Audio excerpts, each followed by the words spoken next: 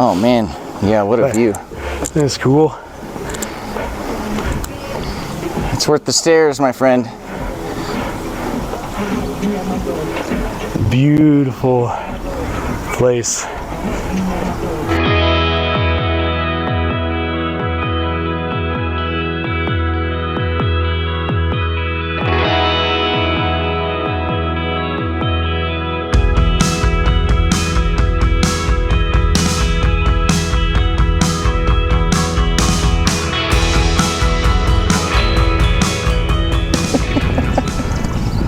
Get it up. Welcome to Kijabe. This is the older part of our hospital we're walking into. So the hospital itself is over 100 years old. Originally was up on Rift Valley Academy campus and moved down here in the 1960s. And actually, as we walk in, you'll see some of the historical pictures, what things look like back at various points of the hospital. Yeah, so this is like one of, when I show people around, this is always one of my stops. And just some of the things over the years, like you see this like from way back. From the 1930s. Like, yeah, I mean, that's old. That's like early Kenya. And really the first Christians in Kenya. I mean, it was like 1920s, 1930s. So this is kind of how things developed over the years. And actually, this is kind of a good tour point also, is where you are here. I mean, everybody knows about the Great Rift Valley, but we're just on the edge of it. So, you know, it drops off and then you have Mai Mahiu out that way, but you can see it off in the distance. So it's, yeah, you guys drove the whole thing. I mean, it's probably, what, maybe 50 miles across this huge, I guess it's our version of the Grand Canyon. Yeah. That's cool. Yeah. How about that? So I want to take you guys in the NICU, this Neonatal ICU, if you don't know the acronyms. Hey, how are you? Howdy. Give me a little tour. So, here, come here. You can help me with some of this. Hi. You can come help me out. Yes, you're. So I'm telling these guys a little bit about Kijabe and taking them around. But what is a NICU? Where are we standing right now? So right now we are in the nursery, our main nursery. So basically what we have here is just intensive care for most of our neonates who are below 36 weeks or any baby who is below 40 weeks and have other problems. It's divided into two. So we have the main nursery for all the conditions. And then on the other side we have the isolation that has a capacity of at least it can stretch to 4. And usually what happens is that we have HDU that can be able to maintain at least 4 patients, and then the rest you can have at least a stretch up to 20. So ideally nursery can be able to take around 38 patients in the house, yes. And this is all credit to them helping us. Well, credit to God. So, but one of the reasons I wanted to grab Deborah is she's a great story. Deborah's a clinical officer, started here. When you ask like what Ariana and I do, so I do fundraising for the hospital. So I worked with a couple of different organizations and hundreds of people to raise money to build this unit and find all the incubators and the equipment and things that go in it. But then Deborah is a pediatric emergency and critical care clinical officer. So she did higher training after school to be able to run this unit and really take good care of babies here and then children on the other side. Yes, so Deb's a great example of what we're all about in Kijabe is taking people and training them and turning them to leaders. Yes, which you totally are. You're amazing. Thank you so much. Thank you and welcome once again. Thank you. As you walk this journey to make Kijabe a better place for neonates and also children. Yes. Awesome. Thanks, David. So Ariana, she's the director of medical education for the hospital currently, and she's been involved in education for a long time with specific pediatric programs, but now she's working on ones for surgery, for the entire nursing school. She works with their director and makes sure that things are moving forward. So there's probably 300 somewhere about people learning in Kijabe right now, and which is a big deal for all of our Kijabe team, that's kind of the heart for being here. It's both caring for people directly and training, but training so that other folks can do that care really well. So that's it's one of the special things about Kijabe, both to be able to give excellent medical care, but also be able to enable other, mostly Kenyans, but folks really all around East Africa to do the same thing. And a lot. 300 is a lot. Yes, a lot of trainees, yes. And yes, so those on top of probably 800 normal staff. You know, doctors, clinical officers, nurses, all kinds of folks, you know, cleaners, different things.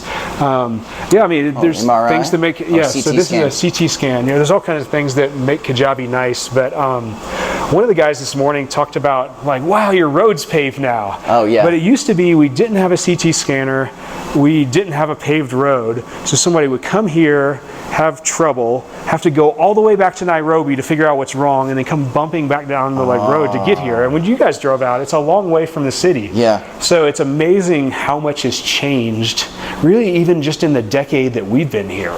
Like night and day different. So two things happened when we were building the operating theater complex. The children's building started out as care for special needs kids. They have a lot of special needs staff, and somebody asked me years ago, can we get a ramp? Oh, okay. And it's like the back of your mind, how in the world do I find $150,000 to build a ramp? Like, that's really complicated. Right. But then it came out, well, we're going to build an operating theater. People have to be able to get in there. Yeah, you have to be able to roll in there. And then this idea came about, right?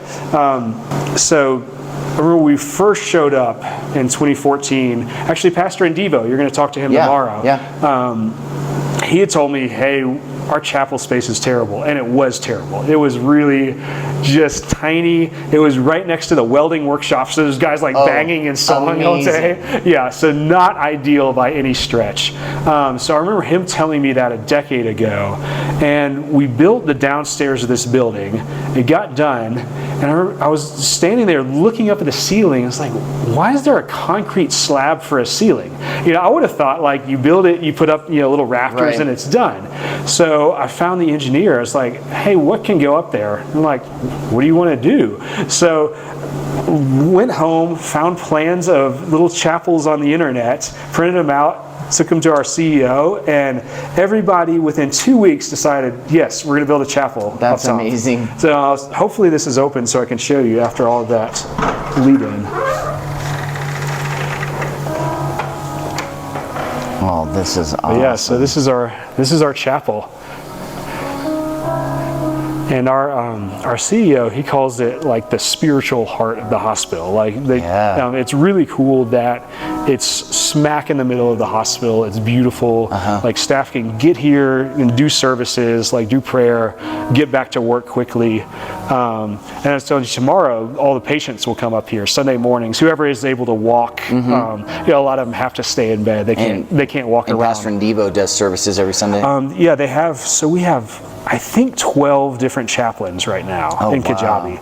Yeah, so that's he oversees exactly. Yeah, so he's the director of chaplaincy, and so they have a rotation for who preaches on those Sundays, and then they've got great worship teams and different folks that that will lead services. Amazing. Yeah. How are you? Giving some guys tours. Bob, actually, when did you come to Kijabe? You've been around since 2007. 2007, yeah, so a long time. But he is a pediatric clinical officer also. But as happens, anybody who stays around here for a long time moves up and up and up in leadership. And so Bob is running one of the training programs that Ariana and several other doctors started, but now Bob runs it. You know, they come teach every once in a while, but he oversees it. So you guys met Deborah earlier. She's one of the people who went through Bob's program. That's awesome. So it's really cool, amazing guy, and and a piano player. Yes, I also play the piano. Very good musician. Yeah, so so you organize all the worship for staff chapels, right? Yes. Yeah, so every Wednesday morning they have an extremely good worship team. And so this place, and like if you come on a Wednesday morning, it's rocking. Or Friday nights, right? Like Friday nights is really rocking because all the nursing students come over and we get the drum set. Cool. So it's super fun. So awesome. Thank you for letting us say hi. Sure. Asante. Karibu sana. Yeah.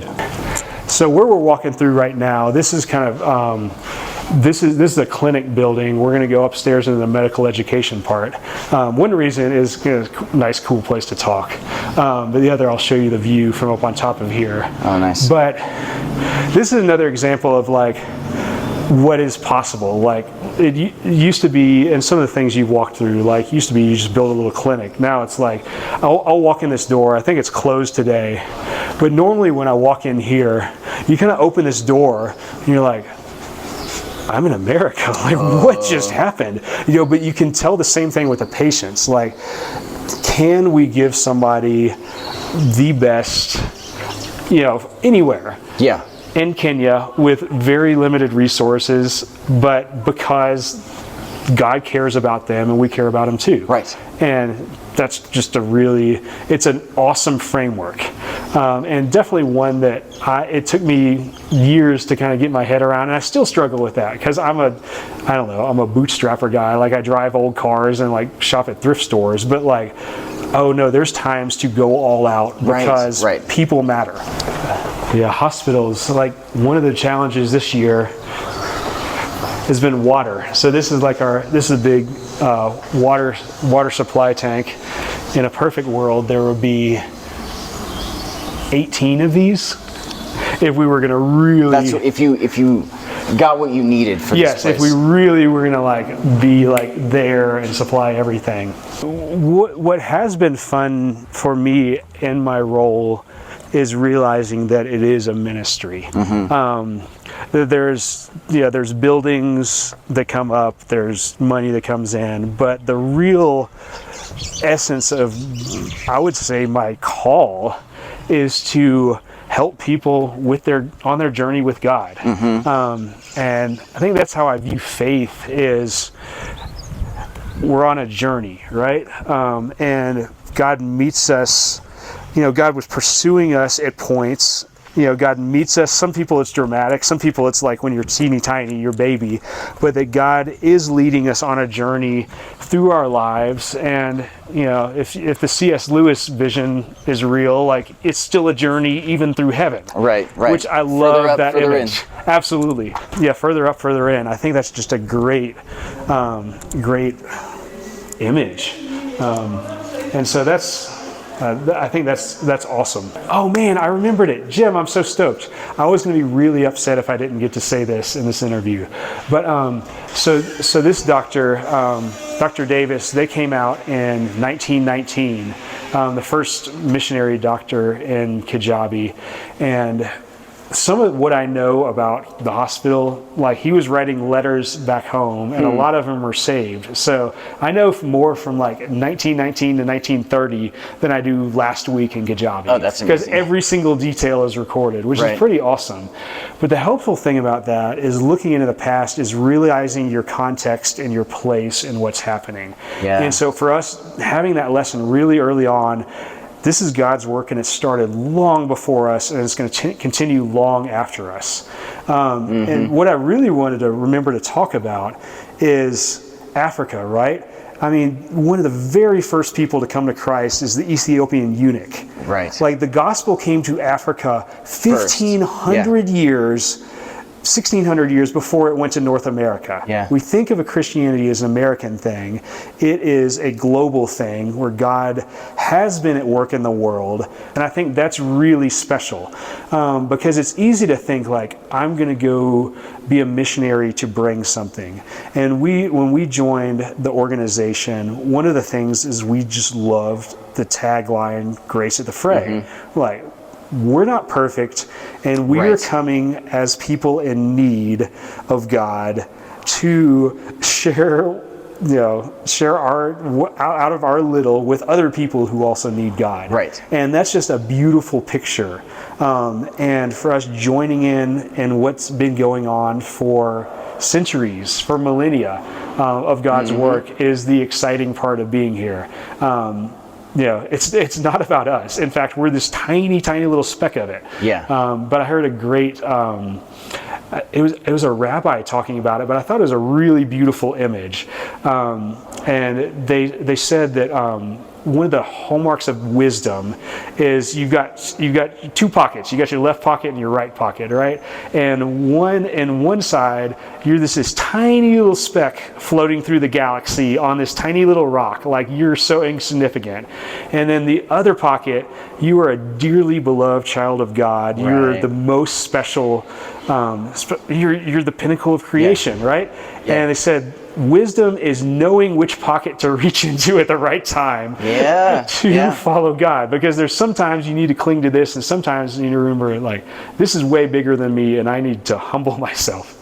Yeah, that's wonderful. Yeah, and it's the whole humility that is instilled in this reality that we are just in need. We are in as much need of the gospel renewing us constantly as the people that we are coming to serve. So, and like when that dawns on you, it levels the playing field so that the history of colonialism in Africa is this, like, hey, we're going to come and we're going to show you how to be. And it's more like, hey, we're going to come and we're just going to live life together, and we're going to share our need for Jesus. Yes. You need Jesus, I need Jesus, let's share that. Yes. And we're living life together in that way. It's a different way of doing life. Oh, totally. And when you get to experience it, it's really profound and really beautiful. Yeah. It's hard, it's humbling. I mean, man, like, take up your cross daily and follow me. Like, daily there's a death if you want to do good work, to your dreams, your aspirations, to your need for efficiency, because here relationships are everything. Yeah. And the irony of that is they are what move things forward. Ultimately, it's those relationships. Right. Ultimately, it seems like I could do this on my own, but no, we can do this together. Yeah. I want to tell a story that it's not my story, but it came from one of our doctors, and I'm going to say it because I won't leave the name attached. Okay. Yeah. But somebody had a really sick patient die a few weeks ago, and it was rough. It can be really hard when again, it's a communal area. Like, when somebody dies, the entire family is going to show up, trying to explain to different people and different family members who are arriving at different times, and it's just hard and it's emotional. And so this doctor is going through that, and a pastor comes, and they're really nervous. And this pastor comes in, the pastor pulls them aside, and just, what's going to happen, because they worked so hard to save this patient, and they couldn't. Yeah. They couldn't do it. But this is the Kenyan pastor, pulls him aside and says, I know you did everything you could, and I want you to know that God sees what you did, and God loves this person who passed away, and that God is here, and we want to thank you. Wow. And you think, just because there's that moment of fear, like, I wish I was more, I wish I could do more, I wish I could be more. But then you think, like, oh, we're supposed to have answers, but when the answers come from the people that you thought you were coming to serve, exactly, it is gorgeous. And there's this transformation that happens. I experienced the same thing after my mom passed away a few years ago, that as people were offering comfort, the things that really resonated deepest with me were from our Kenyan friends. And I don't know if it's because they've experienced death. I mean, most of them are doctors. They've been around hard things, but those words of comfort were really amazing. Yeah.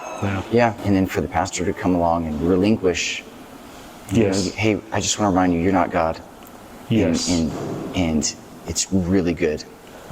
And you are exactly where the Lord wants you to be. And this person is exactly where the Lord wants them to be.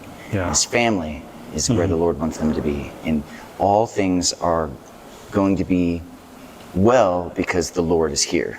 And that goes back to your whole... I like that. All things will be well.